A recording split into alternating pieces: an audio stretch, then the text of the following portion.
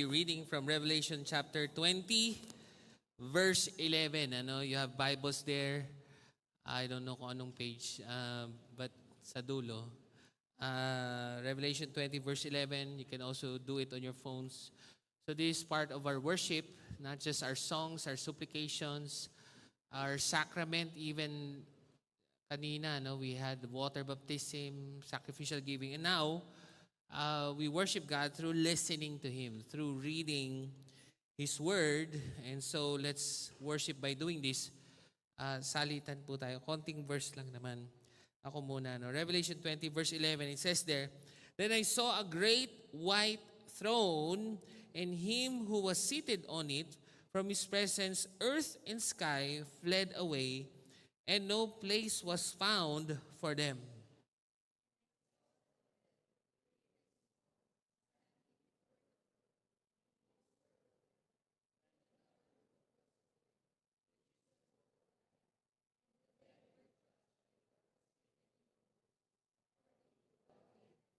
And the sea gave up the dead who were in it.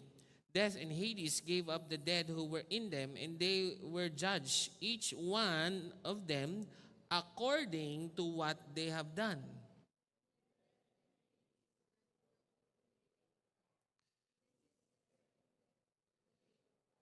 And if anyone's name was not found written in the book of life, he was thrown into the lake of fire. Lord, as we study your word, and I know sobrang dami na po talagang impormasyon, even AI in the world, and yet it seems like yung buhay ng tao hindi naman nagbabago. So it could be, it's not just knowledge, but really the fear of God. And so Lord, as we read this seemingly nakakatakot na mga verse, let the fear of the Lord be the beginning of wisdom, not just knowledge, but something that will really change our lives. Lord, maraming salamat po. In Jesus' name, amen and amen. Alright, go ahead and take your seat. Ngitian mo naman yung katabi mo sa kaliwa at sa kanan. Malay mo, first time niyan dito. Sinungitan mo kagad, di na yan babalik. Okay, so kung first time ka dito, you are welcome here. I always preach here now sa ating pong 6 p.m. service. We are still on our series, The Great White Throne. Can you say that with me? Great White Throne. So pag tinignan niyo po yung Great White Throne, mukha siyang kubeta. No? Hindi po siyang kubeta. It is, meron pong darating na paghuhukom. Kaya siya puti kasi ito ay pure na judgment, which means hindi mo kailangan ng contempt, no? Hindi mo kailangan ng sabina kasi yung naghuhusga ay all-knowing at all-powerful. This should give us hope because some of us are saying, wala namang mangyayari dyan sa mga hearing na yan. And yet, whether it happens in the near future or definitely may mangyayari because there is such a thing as a great white throne. But before that, alam naman natin na yung nangyari sa Cebu. Why don't we just take time, no, to pray for yung mga naapektuhan ng malakas na lindol sa Northern Cebu, and syempre marami rin tayong victory churches sa Cebu. So hopefully we could share the gospel and even help through them. Let's bow our heads and pray. Lord, we pray for healing, comfort, and rebuilding for those loved ones who were injured or displaced by the earthquake that struck Northern Cebu. And Lord, I pray yung aming pong Victory Cebu City churches. We have a couple of churches in Cebu, Lord. Gamitin mo po sila upang maging daluyan ng pagpapala. Hindi lang po yun, maging daluyan po ng mabuting balita. Lord, we also pray, Panginoon, doon sa mga natutulog sa daan kasi natatakot sila, baka bumagsak yung mga bahay nila. Lord, I pray for basic needs, Lord God. Food, shelter, clothing, which seems to be a luxury for them even at this time. So I pray, yung munang mga sobrang halaga, Lord, ay magnormal pa muna po yung buhay nila at tulungan po na ma-restore, ma-rebuild ang city. Lord, I pray for protection against aftershocks, landslides, or secondary disasters. And we pray for wisdom and integrity for local government, relief agencies. Lord, we pray for recovery of jobs, livelihoods, even yung mental health ng mga tao, and restoration of communities. Lord, even, salamat, in-spare mo yung Bulacan, but if Bryce was correct, lahat daw ng projects sa Bulacan or even sa buong Pilipinas ay substandard. Paano na lang kami kung kami po ay malilindol? Lord, patibayin mo po ang lahat ng tinayo ng gobyerno, maging ang mga construction dito sa Bulacan. At ihanda mo po kami na hindi kami mag-aalala dahil hindi mo naman kami iiwan ni papabayaan man. Lord, maraming salamat. In Jesus' name, amen, amen. Alright, so ito pong Great White Throne ay marami pong pagtatalo dyan. Kaya meron po tayo mula sa pinakamagaling na seminary sa buong mundo. Sobrang galing kasi it's our seminary, Every Nation Seminary. And this is the statement of faith, no? Hindi gumagana yung clicker. Ay, may clicker pala. Meron ba? Ito na lang para hindi na tayo mag-next. Okay. Ayan, yung second coming. So, pag ginugol niyo po yan, Every Nation Seminary, that's our seminary. Tapos meron po doon statement of faith. Mag-scroll pababa ka lang. Ito po yung pinaniniwalaan natin sa second coming, sa Revelation. Hindi naman sa namimili tayo, but rather, ito po yung inaagrihan ng lahat. To summarize it very quickly, ito po yung hindi na kailangan pagtalunan. Okay?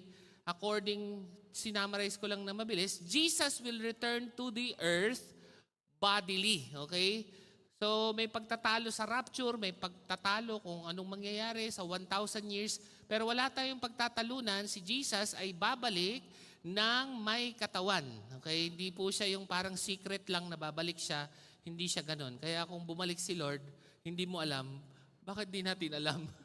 So, and Jesus will judge the world when He returns. And the righteous have a great hope in the resurrection, and the wicked will pay the penalty of eternal destruction.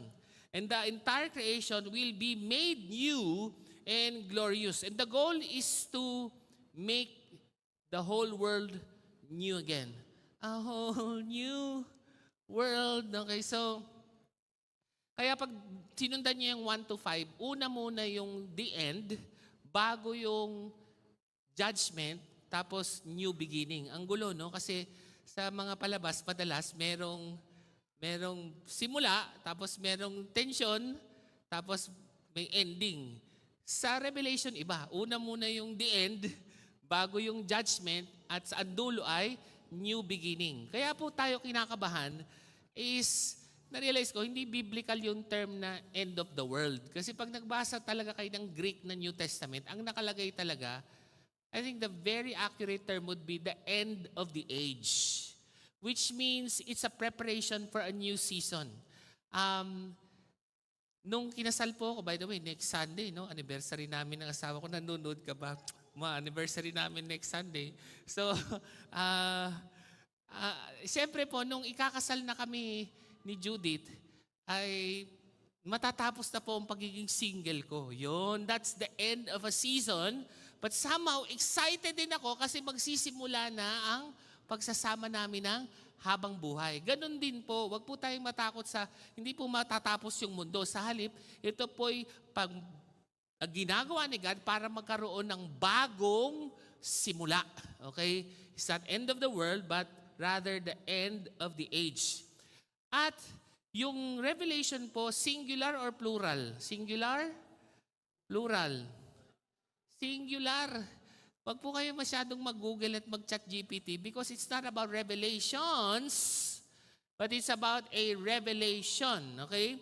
The revelation of Jesus Christ, which God gave Him to show to His servants the things that must soon take place. He made it known by sending His angel to His servant John. So kung memorize nyo po yung John 3:16, may good news ako sa inyo. Hindi lang yun ang nasulat ni John. Okay? Nasulat din niya itong Book of Revelation.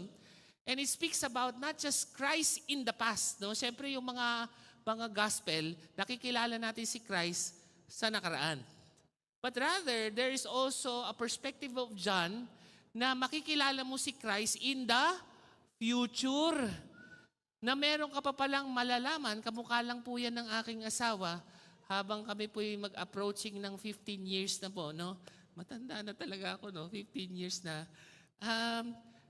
Kung dati, nagandahan ako sa kanya, lalo naman akong nagandahan ngayon. Lalo pang gumaganda. Parang alak, habang tumatagal, lalong, parang mali yung mga sinasabi ko rito, no? Lalong sumasarap, no? Ganun din si Kristo. Kung kayo po ay merong natututunan kay Kristo in the past, lalo pa in the future. At this is a prophecy, but the spirit of the prophecy of Revelation is the spirit of the future of Jesus Christ. At higit sa lahat, dapat po, Ecclesiastes 7:18, it is good to grasp the one and not let go of the other. Whoever fears God will avoid all extremes. Naku, nangyari na po yan sa Book of Thessalonians. Dahil kaka-end of the world nila, wala nang nagtrabaho. Okay? Kaya sabi ni Paul, sumulat siya sa Church of Thessalonica, those who do not work will not eat. Mali po yun na hahawakan mo yung end of the world naman, wag na tayo magtrabaho, wag na tayo mag-disciple, wag na tayo mag-aral. Sabi ni Paul, hindi ka kakain. Huwag ka kumain. Kasi hindi yan ang ibig sabihin niyan. That is extreme. In fact, dapat, kaya sinabi po ni Jesus na hindi mo alam kung kailan babalik, kasi dapat lagi kang handa. Okay? That you will always be at your best and even doing the business of God until He comes back. And so today, kung kahapon, last Sunday, we talk about yung the end of the age and the start of the wedding. So ito na yung tension. Ito na po yung judgment. Okay, sabi mo sa katabi mo, ma-judge ka. Okay, ma-judge ka na. So, yung judgment nandoon sa verse 11 to 15. Pero para mas maunawaan natin yung verse 11 to 15, nabasa natin kanina, the great white throne. Ano po ba muna bago verse 11 to 15? Verse 1 to 10. Ang galing, di ba? So pag binasa mo yon, mas lalo mo maintindihan yung time of judgment. Ano ba ang meron sa Revelation 20? And by the way, isa po ito sa pinagtatalo ng chapter sa buong Bible. Kasi pinag-uusapan para saan ba yung 1,000 years. At hindi siguro natin maintindihan yan kung hindi na lang natin basahin. Basahin na lang natin. Okay? At ang una pong makikita nyo sa Revelation 20 ay merong tinali. Okay? Somebody was bound for 1,000 years. Sino kaya ito? Trivia, may premyo tayo. Tubig, hindi ko alam. Kung anong joke lang, walang premyo. A, sino yung tinali? A, yung katabi mo? For 1,000 years. B, si Pastor Lloyd. C, si Coach Rainiel. Or D, si Satanas. Si Satanas, tinali ng 1,000 taon. Napakahirap po ipaliwanag kasi inaral ko pabalik, no? Hinahanap ko kung anong mga basis ng 1,000 years. Wala. Wala talaga. Bagong idea, bakit merong 1,000 years? Pero may matututunan tayo. Tingnan natin yung verse, no? Then I saw an angel coming down from heaven, holding in his hand the key to the bottomless pit and a great chain. And he seized the dragon. Naku, may dragon pa. Pamihira. Katul kaya yan. Dragon. Buti na lang nilinaw niya, the ancient serpent. Uy, parang medyo ahas. Who is the devil and Satan. At anong ginawa sa kanya? And bound him for 1,000 years. And threw him into the pit. And shut it and sealed it over him, so that he might not deceive the nations any longer until the 1,000 years were ended. After that, he must be released for a little while. So ano po ang mawawala kapag kinulong si Satanas? Mawawalan siya ng kakayanang mang-deceive. So ang napakalaking trabaho po ng demonyo ay maging sinungaling, okay? Maraming nagtatalo, kailan daw nangyari itong 1,000 years? Nangyari na ba? Ngayon ba yan? Sa palagay niya ba nakakulong si Satanas? Bakit katabi mo? De, joke lang. So, hindi sila yun. So, ibig sabihin, meron bang Ah, kinulong. Siguro hindi pa ngayon to kasi parang feeling ko may satanas eh. Meron ba? Parang meron eh. Eh sabi nakakulong na raw. So baka hindi pa. Baka in the future. At ang pinipigilan po rito yung kanyang pangloloko, sisinungaling to the nations for 1,000 years. And that might be a question, bakit kailangan siya ikulong tapos i-release? Now, kamukha rin siguro ng hustisya natin, di ba, bago husgahan, ay ikukulong muna, di ba? Tapos may hearing, tapos pawawalan para huhusgahan. Pero may mas malalim pa pong dahilan. Tanongin niyo kung ano. Now, mababasa natin. Anong kasunod ng verse 2? Mamaya mo na pakita. Verse 3. Ang saya, no? Ganun lang magbasa ng Bible para maintindihan natin. You will realize na nakakulong na si Satan, pero ang mga tao nadideceive pa rin. Sabi ko, ha? Nakakulong na. O ito, I'm getting ahead of myself, pero para pag nagets nyo kagad, mas madali natin maintindihan yung mga verse. Do not overestimate Satan. Pangalawa, do not underestimate Satan. Tingnan nyo ha, sa mga panahong yang nakakulong na si Satan, pagdating natin sa verse 3 and 4, may naloloko pa rin. Eh sino naloloko? Nakakulong na. Sabi niya, kaya hindi po lahat ng bagay na mali sa buhay wala nang manloloko, no? Ang unang manloloko sa sarili mo ay ang sarili mong puso. So, meron pang pangalawa. Do not overestimate the goodness of your heart. Tignan mo yung katabi mo, mukha ba siyang mabait? Hindi ka sure. Kahit walang demonyo, masama yan. So, ito mo, sabi mo, good. Mabait yan. You're overestimating the goodness of the heart of people where in fact, kahit ikulong mo si Satanas ng 1,000 taon, ang tao, maloloko pa rin. Hindi na ni Satanas, lolokohin niya yung sarili niya. Kaya, do not also underestimate the evil of your heart. Natutuwa nga ako dito sa Victory, napakahigpit ng mga finance. Hindi, masaya naman ako, no? Ang hirap mag-request talaga. Okay, so, pero na-appreciate ko naman sila na mahigpit talaga. Mahigpit ang ating magagaling na mga volunteer. Eh kasi tingnan nyo, kailan ho tayo maghihigpit sa security ng pera? Bago manakawan o matapos manakawan? Dapat di ba bago? Nakita nyo bakit ang daming ghost project?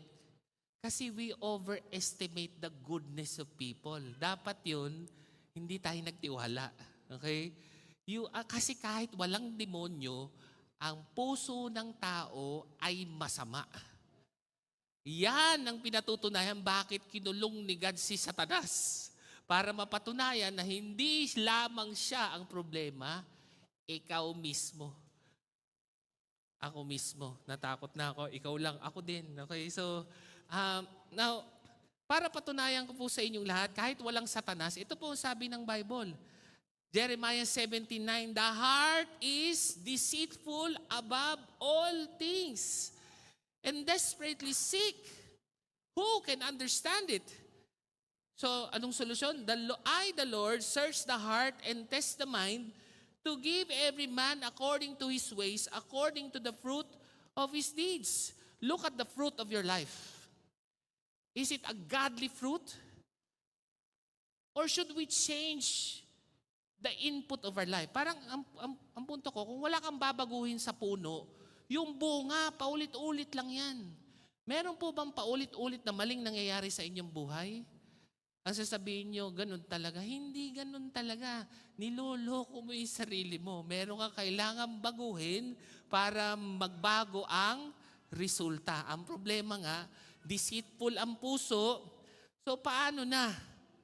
Ang sikreto ay, nabasa na natin dati, for the Word of God is living and active.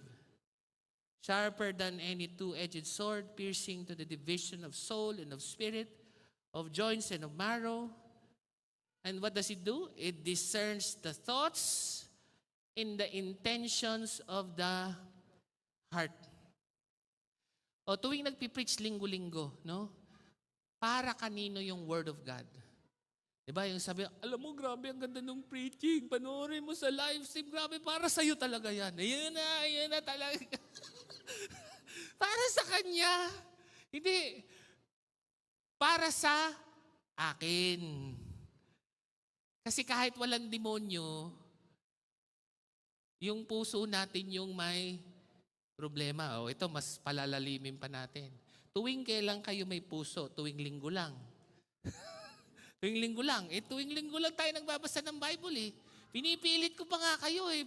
Salitan pa para lang sige na naman na, magbasa na tayo. Parang awa nyo na. So, ang tanong ko, may puso ka ba bukas, Lunes? Yung puso mo ba manloloko bukas? Oo. Yung puso mo ba manloloko sa Tuesday? Oo. Pag sinabi mong hindi manloloko yung puso mo, naloko ka na. Kasi kaya nga gumawa gumawa si Stephen Perry ng kanta. Alam niyo, puro luma yung mga kanta ko. Bagay naman sa buhok ko, di ba? I need a love that's strong. Hindi niyo matunuhan, ano? Foolish heart. Yan, okay? Foolish heart, di ba? Yung pala yun, no? Grabe, kailangan ko ng music team dito, eh, no? So, pagka nakakarinig ka ng Word of God, para kanino yun? Para sa iyan, makinig ka. Wag mo kalabitin yung katabi mo. Ikaw ang makinig. Ako ang makinig. Anong sabi ni Joshua? Meditate on it day and night. Ako, that should tell you, ang puso mo lolokohin ka sa umaga at lolokohin ka sa gabi. Paano mo i-address? Tanggalin mo o parahin mo palabas. At ang tanging makakagawa lang yan ay ang Word ni God. Grabe, no? Lagi na lang nating sinisisi yung demonyo. Pero kahit nakakulong siya, may problema ka pa rin. And that is your own heart. Verse 4, it says there, Then I saw thrones, and seated on them were those to whom the authority to judge was committed. Also I saw the souls of those who had been beheaded for the testimony of Jesus and for the word of God, and those who had not worshipped the beast or its image, and had not received its mark on their foreheads or their hands, they came to life and reigned with Christ for 1,000 years. So, anong nangyari? Kinulong si Satan. Pagkatapos ay may mga binuhay siya. Okay? Ito yung mga martyrs of faith. And martyrs would be, they remained loyal to Jesus hanggang mamatay. Okay? They were loyal to Jesus. Now, the issue of the end of the age is not an issue of perfection because you will never be perfect. It's an issue of loyalty till the end. Okay? Sino sa inyo mag-asawa? Taas ang kamay. Wala. Bawal pala mag-asawa dito sa 6 p.m. No? Di ba?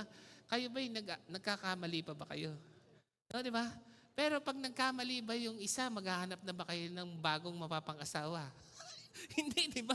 Ibig sabihin, nagkakamali tayo, pero hindi tayo maghahanap ng bagong nakakuha nyo ba? Ganon din po sa buhay pananampalataya. You will fail in following Jesus, but that does not mean you will find another Lord. He is still the Lord of your life. At yung mamatay hanggang dulo loyal, sila daw ang unang mabubuhay. Tingnan nyo ha. At ang gagawin, sila daw ay maghuhusga, magja-judge. I realize kung bakit tayo may sense of justice tayo. Napansin niyo ba? Pag may maling nangyayari, parang ano ba yan? Ganon. Kasi siguro, we are really made to judge one day. No? 1 Corinthians 6, basahin ninyo. Bakit daw kayo pumupunta sa mga barangay? Hindi nyo ba alam that we will judge angels one day? Nakalagay yun. Si Paul nagsabi. Now, isipin ninyo, kung si Jesus po ang magpapatakbo ng mundo, nakakulong na si Satanas, bakit kailangan niya pa ng kasama? Tingnan nyo, no? There is wisdom in the counsel of many. Tingnan niyo si Jesus, kaya ba niyang i-one-to-one yung buong mundo? Oo naman. Bakit ba sinama po itong 12 ito, may Judas patuloy? Diba? Pero nakita niyo kahit si Jesus, kahit nakakulong na ang demonyo, gusto pa rin niya ng victory group. Tingnan niyo may victory group pa rin sa dulo. Nakakulong na si Satanas. O tanong pag nakakulong na ba si Satanas, kailangan pa rin mag-victory group, yes or no? Yes pa rin. Bakit? Hindi naman problema si Satanas Problema mo yung sarili mo. Paano mo malalamang hindi ka mabait? Sumama ka sa iba. Pag mag-isa ka lang, mukha ka mabait di ba? Pero pag sumama ka sa iba, ayun na, di ba? Lahat na po ng kasamaan sa buhay ko lumabas simula nung napangasawa ko si Judith. Okay? Nakakasigaw pala ako ng gano'n. Hindi ko alam. Ngayon ko lang nalaman. No? So, hindi. Ako talaga yung masama. Siya, walang nagagawang masama yan. So, ako lang. Kaya nga ho, kahit isa. Kayo po ba'y kahit isa man lang, wala ba kayong kaibigan dito sa 6 p.m. service? Kung wala kayong kaibigan, you're deceiving yourself. Si God nga kahit nakakulong si Satanas, kailangan may grupo pa din. At alam niyo kung sino yung mga sino Charlie Kirk, kung naniniwala kayo kay Charlie Kirk, di ba? He was martyred for his faith, for his bold faith. Siya yung unang mabubuhay. At siya yung makakasamang mag-judge habang nakakulong si Satan. Now, bakit kaya may 1,000 taon? We'll see it in a bit, but you're gonna see it more clearly as we read the verse. Alam niyo ba yung prayer ni Jesus na, ano yung tinuro niyang prayer? Our Father, who is in heaven, holy be your name, your kingdom come on earth as it is in heaven. You know, Daniel 7 would show us na bago matapos the end of the age, Jerusalem will be rebuilt. Alam niyo ba hanggang ngayon, hindi pa rin nare-rebuild yung Jerusalem? Nakapunta na ako doon, ang totoong Jerusalem, nasa ilalim ng lupa. Alam niyo kung bakit hindi na nabubuo? Laging may gera. At saka subukan mong buuin yun, hindi nagkamatayan silang lahat doon. Ang dahilan, si Satanas kasi ay pinag-aaway yung mga bansa. So, yes, the heart of the people are evil, but I think the war will cease kung wala si Satanas. At therefore, anong gagawin sa susunod na 1,000 taon? God will rebuild the whole world. He will rebuild it. Gamit ng mga taong yan at gamit ng mundong nakakulong si Satanas. He is gonna make the kingdom of God on earth as it is in heaven. Hahanapin niya lahat ng ghost project in 1,000 years. Tanggal lahat yan. Hahanapin niya lahat kung ano yung mga aayusin, Ayusin lahat. Kasi kung hindi po ikukulong si Satanas, baka walang pagkakataon na gawin yan. Kasi lagi na lang nagigera yung mga tao. I think, alam niyo ba, si Satanas, gumagamit lang yan ng temptation sa kasamaang nasa puso mo na. O naintindihan yun? Di ba? Sinisi niyo si Satanas, pero ang totoo, ginamit lang niya yung masama na kagad sa'yo. And wag po kayo natatakot kay Satanas, paulit-ulit lang naman po ang gustong gawin ni Satanas, simula pa kay Eva at Adan, di ba? The lust of the flesh, the lust of the eyes, and the pride of life, di ba? May pita ng laman, yung lust of the eyes, at saka yung pride. Ang pinakamalaking kasalanan talaga, ang pinakamalaking kasinungalingan is that you can be the God of your own life. Kasi kung hindi Lord si Jesus, then you are Lord. And that's the greatest lie. Tingnan nyo, si Jesus ba ang Lord? Hindi to trick question. Yes, di ba? But do we read the Bible? Nakukuha nyo ba yun? Kasi kung hindi natin to babasahin, hindi natin to susundin, so sino nga yung Diyos? Ikaw, hindi siya. It's not even a matter of it's not a matter of mahilig ka bang magbasa o hindi. Hindi yun yung point Kung Pastor, tinatamad ako magbasa, hindi ko marinig si Lord. Audio Bible, yun, maririnig mo si Lord. Diba? Pag di mo pa naman narinig si Lord sa audio Bible, hindi ko na alam. Diba? Maririnig mo. Ang dami pong paraan. Basta gusto, may paraan. Pag ayaw, may dahilan. At ang dahilan, gusto mo, ikaw yung Diyos. At yan ang pinakamalaking kasinungalingan. You will never be God. We only have one God, and it is not you. And it is not me, and we should not trust our own hearts. We should trust only the Word of God. Now, matapos pong itali ng 1,000 taon, anong gagawin? Pakakawalan din. Yan, pakakawalan. After 1,000 years. Ano na pong nangyari? Kahit papano, na-rebuild na po yung Temple of Jerusalem. And you're gonna see in the next verses, nag-worship na sila, and yet, ito po yung mangyayari. Now, tingnan natin yung verse 7. And when the 1,000 years are ended, Satan will be released from his prison. Siguro naman nagbagong buhay na siya. Sa tingin ninyo, sinong magsasabing nakakapagbagong buhay si Satan? 1,000 taong ka nang nakakulong, siguro naman nagtino ka na. Hindi pa din. Kaya may pelikula si Paulo Contis, naalala nyo, last year ba yun or the other year? Yung Dear Satan, yung barang dahil sa kabaitan ng bata, magiging maboborn again si Paulo Contis. Hindi totoo yun.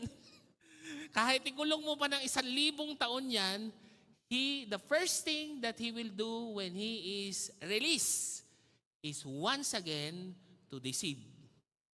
So, siguro ang isang pinakita rin dyan, binigyan naman ng pagkakataon si Satanas. Pero nakita nyo naman, walang mangyayari. Nothing will happen. He has been a liar, and he will always lie, even after 1,000 years. And then Satan will be released from his prison and will come out to deceive the nations that are at the four corners of the earth. Gog and Magog, to gather them for battle, their number is like the sand of the sea. Ano po ba yung Gog and Magog? Na makikita niyo po yan, end of the age. Ezekiel 38 and 39. Ito na po yung huling mga madideceive na nation ni Satan. Now, ibig sabihin, nung nakakulong siya, nawala na po siya ng nadideceive na nation. Kung merong 200 nations sa UN, nung pinalabas siya, ang kaya na lang niyang lokohin sa short time ay 2 bansa. At umikot siya sa 4 corners. Ano ba yung 4 corners of the world? North, South, East, West. Espiritu yan, anghel yan eh. Mabilis siyang magsinungaling.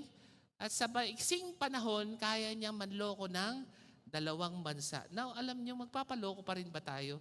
Yung si Satanas, paulit-ulit lang po ang mga tactics niyan. But the mercies of God are new every morning. Napansin niyo po ba? Ang mga ginagawa ni Lord sa buhay natin ay bago. Pero yung ginagawa ni Satan, paulit-ulit lang.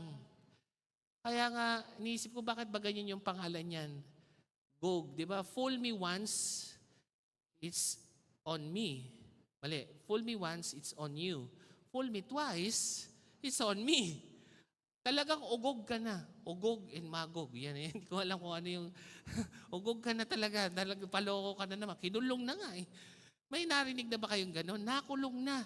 Pero nung lumabas, binoto uli. Ano ba naman yan? Ano? Nakulong na nga eh. So, ugog na talaga. Okay? Ugog and magog na. So, and yet, alam niyo, pagdasal niyo po yung mga tao, kung manloloko man yung mga tao, kasi meron din talagang unang nanloloko sa kanila. And that is Satan himself. Oo, totoo.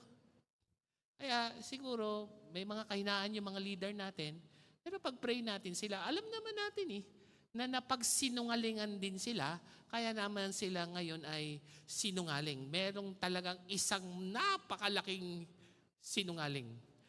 At walang iba kung hindi si Satan. Kaya nga,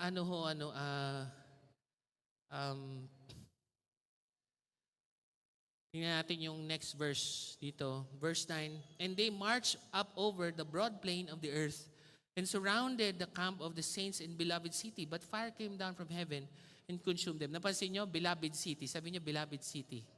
Nako, in 1,000 years, sa wakas, na-rebuild yung Jerusalem. Na mangyayari, yung mga unang nabuhay mula sa pagkamatay, they are worshiping God in the temple, in that beloved city. At ang unang target ni Satanas kapag kasama niya na si Gog and Magog, worship sa Jerusalem. Kaya naniniwala ako, yung demonyo wala doon sa labas eh.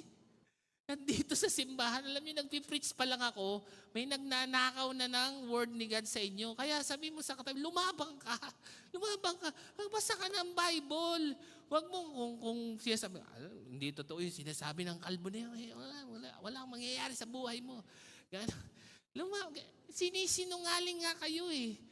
Gamit pa yung masama nating puso. Wala tayong kaligtas-ligtas.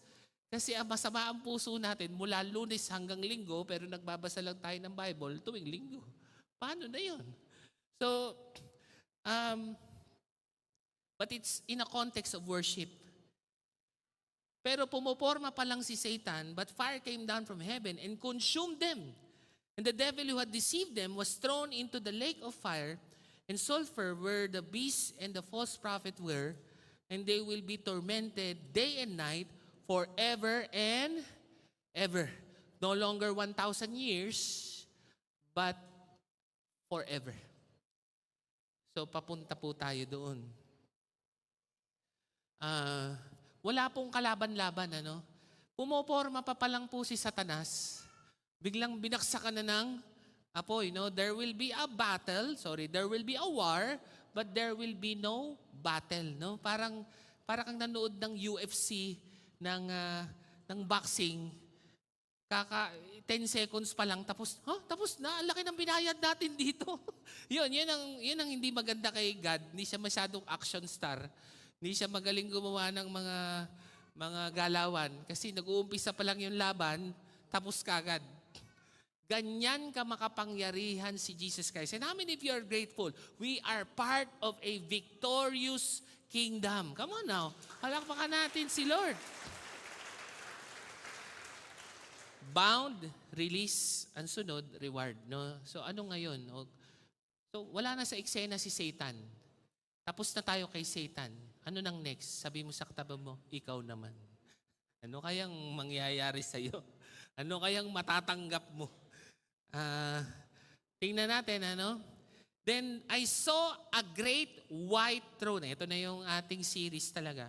And him who was seated on it, from his presence, earth and sky fled away, and no place was found for them. And I saw the dead, great and small, standing before the throne. And books were opened. Then another book was opened, which is the book of life. And the dead were judged by what was written in the books according to what they had done. So pag humarap na po tayo dun sa parang kubeta, no, yung the Great White Throne, meron daw, merong books. Isang set yon, para siguro encyclopedia yon. At saka merong book, singular. Okay? Bakit yung isa ay books? Kasi mas malamang, kada isang tao merong isang libro. At ang nakalagay doon, you will be judged according to what you have done. Oh my goodness. May nakasulat, Reniel. Parang gusto ko nang bumait ngayon. Sabi, ibig mo sabihin, babasahin to pagka nasa Great White Throne na, kaya naman, Lord, pwede bang pakihinaan mo yung pagbasa? Okay, dito muna tayo, ha? Book number 1, Pastor Lloyd. Hello, oh my God. Sorry, nag-ano pa ako. Oh my God. Oh my gosh. Oh myself. Oh myself na lang. So, mali-mali yung oh my gosh. Oh myself na lang. So, kasi hindi naman masama yung puso ni Lord. Ako yung masama yung puso, no? Kaya oh myself na lang. So, and they will be judged according to what they had done. So, ibig sabihin, kung ang pag-asa po ninyo ay dun sa books, sa tingin niyo po ba ipapasa kayo? Okay, ganito yan, ano? Para lang ma-picture out nyo. Hindi po siya tungkol sa timbangan, Pero parang ganun. Hindi naman siya mali, no? Kaya lang kasi para maintindihan natin. So bago ka pumasok sa eternal dwelling, titimbangin ka according to what you have done. Mas malamang, titimbangin ka pero kulang. Naku, paano kaya kung kulang? Doon ka sa lake of fire. Sino sa tingin nyo, pag binasa yung buhay ninyo mula umpisa hanggang dulo, sa tingin nyo, papasa kayo, taas ang kamay? Walang papasa. Pagka pumasa ka, sama ako sa'yo. So, ngayon, idadaling ka na sana doon sa lake of fire, pero may pag-asa. Kasi dalawa, merong books, plural, merong book, singular. Okay, ano pong mangyayari dyan sa book na yan? And the sea gave up the dead who were in it. Death and Hades gave up the dead who were in them. Oh, ito pa matindi. Pagbalagay mo, ako, masamang tao ko, pero at least mamamatay naman ako. Naku, yun ang hindi mo alam. Okay? Kasi kaya po pag namamatay, ang tawag ng the letter of Paul to Thessalonians, you're just falling asleep. No? Parang yung katabi mo lang, parang nakakatulog siya. Parang ganun yung namamatay. Kasi ang totoo, pagdating ng Revelation 20:13, kala mo patay ka na, buhay ka na naman, parang you will become conscious. Kala ko tapos na. Bakit? And you will be made aware once again according to what you have done. Kaya huwag niyo pong katakutan yung kamatayan. May mas nakakatakot pa sa kamatayan, ayun ay akala mo tapos na, meron pa pala. And they gave up the dead who were in them, and they were judged, each one of them, according to what they have done. So kung naniniwala kayo na masisave tayo sa pamagitan ng mabubuting gawa, mukhang tama naman kayo. You will really be judged. There is even a volume of books. There is a book for each one of us. And you will be judged according to what you have done. And verse 14, then death and Hades were thrown into the lake of fire. Isipin niyo, pati yung kamatayan ay itatapon sa lake of fire. This might be the death of death. Pero yun yung kamatayan, namamatay din pala, no? Mamamatay siya. Pagdating dito sa verse 14, this is the second death, the lake of fire. At ito na, and if anyone's name was not found written in the book of life, he was thrown into the lake of fire. Tingnan nyo, no? Napaka-merciful ni God. Ang unang, 2 beses po kayo huhusgahan. Una, according sa inyong nagawa. Na babasahin yung libro, titimbangin ka, mas malamang kulang. Hindi pasok. Yung iyong dami ng mabubuting gawa. O paano na, impyerno ka na?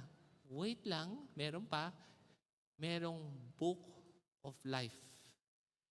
At kung nandoon yung pangalan mo, makakapasok ka sa eternal dwelling. Pero kung wala ang pangalan mo doon, sorry na lang, you will be judged according to what you have done. You will be thrown into the lake of fire. Ang malaking tanong ngayong gabi, and this preaching might change your life forever. Hindi lang forever, eternally. Kasi malay mo yung katabi mo, biyaheng impyerno yan. Wag mo na lang tignan yung katabi mo. Ikaw na lang. Yung katabi mo na naman, alam mo, impyerno ka. Hindi, ikaw. Ikaw impyerno. Naloloko na naman tayo eh. Pag impyerno siya, pag langit, ikaw. Di ba? Hindi, ikaw yun. Kasi ang napakalaking katanungan, pag ba binasa yung lahat ng nagawa mo sa buhay mo, papasa ka ba? At kung hindi ka papasa, sunod na tanong, yung bang pangalan mo nasa book of life? Ngayon, itong napakalaking tanong, may corruption ba dyan sa book of life? Corruption na naman. Baka kailangan may lagayan para maisulat tayo dun sa book of life. Hindi, walang lagayan. Because it is no longer about what you have done, and now we realize there is a hope. It's according to what Christ has done for all of us. Now, we're winding down to a close, no? Verse Luke 10, sabi doon, the 72 returned with joy, saying, Lord, even the demons are subject to us in your name. And he said to them, I saw Satan fall like lightning. Alam niyo, ito yung time na yung 72 disciples, successful sila. Sino sa inyo, pagod ka nang matalo kay Satanas? Pagod na? Gusto niyo pa rin matalo? Talunan talaga. Pagod na. Alam niyo ang kailangan niyong gawin? You need to go in this Christian life at least 2 by 2. Alam niyo ba't di tayo lumalago? Niluluko niyo lang yung sarili niyo. Pagka at least may kasama kang isa, sigurado yan. Machi-check ka at makikita natin if we're just deceiving ourselves. So, they were successful. Lord, even the demons are subject to us in your name. Verse 18, and he said to them, I saw Satan fall like lightning from heaven. Ano ba yung lightning sa Tagalog? Kidlat, no? Paano pag malaki yung kidlat? Biglat, no? Kid, big. So, sino sa inyo takot sa kidlat? Di ba? Yung pag, kidlat, di ba? Nakatatakot ka. Pero alam nyo, kung yung rainbow, tinitignan natin na, hindi na tayo judge ni God, di tayo malulunod. Pero tuwing nakakita pala kayo ng kidlat, you see Satan defeated. Kasi ganun yung itsura. Bang! Ayun na naman si Satan. Parang Dragon Ball si Satan. Bang! Ganun. Tapos, talo yan. Wala yan. Hindi yan ang dapat nating fokusan. Behold, I have given you authority to tread on serpents and scorpions, and over all of the power of the enemy, and nothing shall hurt you. Nevertheless, do not rejoice in this, that the spirits are subject to you. Ano daw dapat yung ikinaliligaya natin sa dulo ng mundo? But rejoice that your names are written in heaven. Sino yung kausap niya? Yung 72. Sino ba itong 70 na to? They are disciples of Jesus. Which practically means the way your name will be written in the book of life. Again, mga kapatid, hindi po masasayang yung mabubuti nating gawa. Alam niyo kung bakit? Merong nakasulat, nakarecord lahat. So your labor in the Lord is not in vain. Your labor is not in vain, but pag sinukat ka, kulang pa rin. Kaya nandoon, hindi po natin kinakancel yung mabubuting gawa. Kasama yon, pero pag nakitang kulang, andito naman yung book of life. And the way to be written in that, hindi po siya palakasan, but rather, they were disciples of Jesus Christ. They saw that they had no salvation of their own. Alam niyo yung sabi sa Revelation 4 and 5, alam niyo kung anong kanta sa langit? Ang ganda. Salvation belongs to our God. Yan po ang kanta sa langit. Malalaman ng lahat na sa sobrang kahirapan na nangyari sa Book of Revelation, walang ibang lahat kaya mong gawin. Pero yung iligtas yung sarili mo, yun ang hindi mo kayang gawin. And therefore, salvation belongs to our God. That is the song of heaven. And that people, alam niyo, sobrang saya natin sa langit. Alam mo ba, pare? Yung mga pinagagawa ko, tinimbang ko, payat na payat. Muntik na konti na lang, naamoy ko na yung apoy. Buti na lang. Kandun pala. At hindi po siya palakasan. Pero ito'y pag-amin na wala kang lakas na iligtas ang iyong sarili. That you are even willing to say, I cannot save myself. For salvation belongs to our God. And that's what causes your name to be written in the book of life. And so, why don't we stand, no? And we're gonna pray. Excited ako sa prayer na to because this is a prayer that will change your life for eternity. And this is a prayer of, balik natin yung keynote. Sorry. And this is a prayer based on what we read, no? Luke 10:17 to 20, no? We're gonna pray while reading, pero I hope you pray it with all of your heart, no? Isipin ninyo, nandun na kayo sa great white throne. At sinukat kayo kulang, ano na ngayon ang gagawin natin? Now, gratefully, we can do that right now. We don't have to wait for the great white throne, but even we can cause our names to be written in the book of life. Can we show that, wag nating alisin kasi yun yung prayer natin. Ayan. So, why do we lift up our hands to God? We're gonna pray. Just begin to say this. Lord Jesus, we come before you with joy. Just as the disciples returned, Lord, even the demons are subject to us in your name. Thank you that you saw Satan fall like lightning from heaven. Thank you that you have given us authority over the power of the enemy. And nothing shall hurt us. Continuing on. But Lord, help us not to rejoice merely that the spirits are subject to us, but to rejoice above all that the names of, mention your name, your family's names, and your friend's name. Go ahead, in the next minute. Whoever that is, no? Ikaw, huwag muna isipin yung katabi mo. Ikaw na may maruming puso. Ako, mention your name. Mention the names of your whole household. Mention the names of your friend and your family, in your community. And this prayer would have changed your lives forever. Let's continue praying that our names are written in heaven. I repent of the lust of the flesh, the lust of the eyes, and the pride of life. I will never be God, but Jesus alone is the Lord and Savior of my life and my household.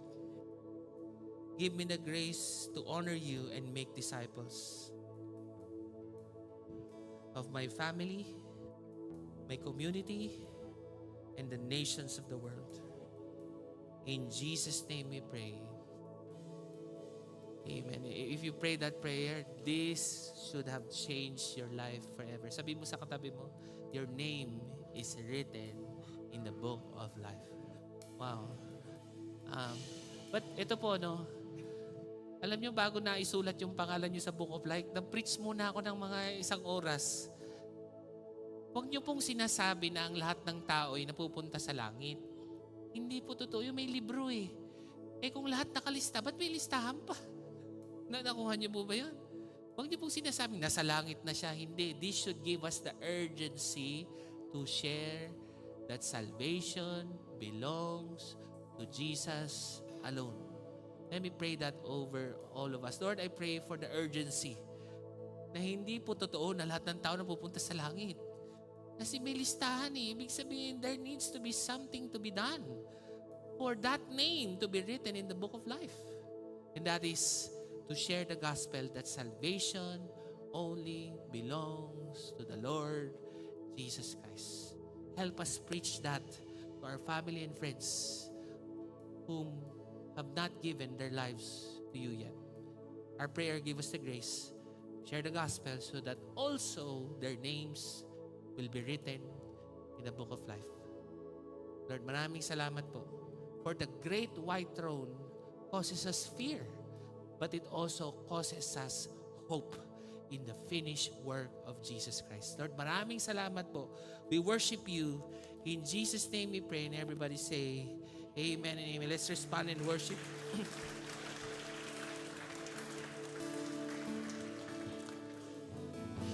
Let's continue to worship God tonight. So holy, so worthy, so great is your name, that the earth will adore you. Shout out your fame. So holy, so worthy, so great is your name, that the earth will adore you. Shout out your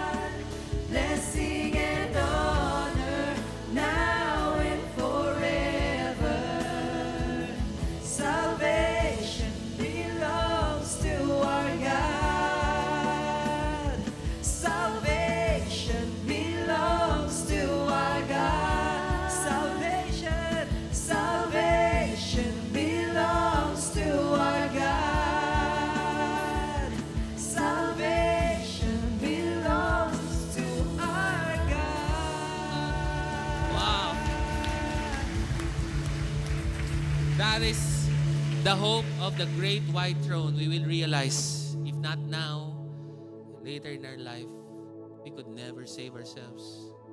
Salvation belongs to our God. And we're so grateful that He has written our names in the book of life right now.